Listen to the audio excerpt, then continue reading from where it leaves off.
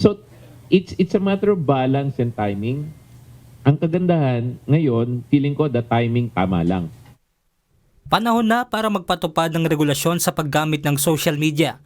Ito ang paniniwala ni Information and Communications Technology Secretary Henry Aguda para magkaroon ng limitadong akses sa social media ang isang menor de edad o ang mga batang may edad 16 pababa. Una nang nagpatupad ng paghihigpit sa paggamit ng social media ang mga bansang tulad ng Australia, France at Spain. Medyo last year pa silang nag-regulate niyan. Hindi ganun katindi yung impact ng suicide, impact ng bullying, impact ng OSAEC. Tignan niyo yung nangyari sa social media. Hindi tayo nagre-regulate. Nararamdaman na natin yung impact, yung harm. Dagdag pa ng kalihim, kasabay dapat ng planong regulasyon ang pagkakaroon naman ng masusing verifikasyon kung menor de edad ba o nasa hustong gulang na ang isang social media user. Tinek namin kung pwede yung verified identity na nabanggit ni Senate President Soto rin, di ba? Na baka pwede 1:1 para ma-prevent natin yung trolling. Okay. So, nag-consultation kami dyan. Ang concern lang namin is yung ibang platform para ma-verify yung identity mo sa platform nila, naniningil. $11 to $15.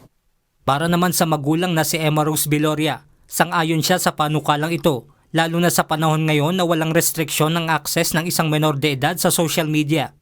Okay po yun. Kasi pagka nagkaroon ng restriction, yung mga anak ko, masyado na silang nakafocus dun sa pinapanood nila, lalo na sa social media, sa FB.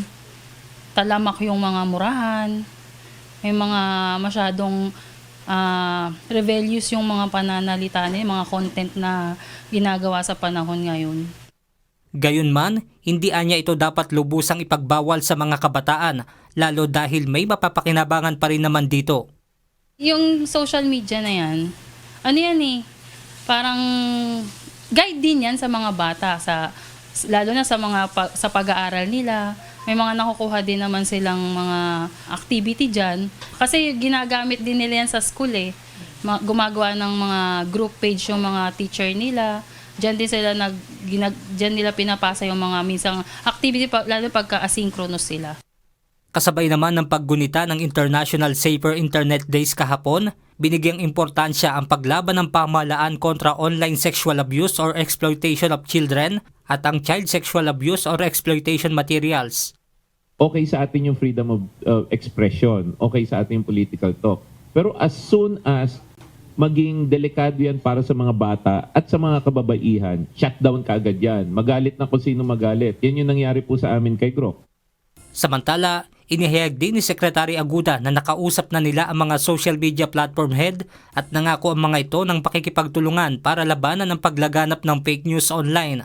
Ayon pa sa kalihim, kasama rin ito sa kanilang inimbitahan sa gagawing pagdinig ng Senado patungkol sa fake news. Pumunta kayo dito para makipag-usap kayo sa legislation. Kasi pag binalangkas nila yung batas at wala nung inputs nyo, baka magkaroon lang pa tayo ng problema. Benedict Samson, UNTV News and Rescue. Diyos ang aming sandigan, serbisyo publiko ang aming pinahahalagahan.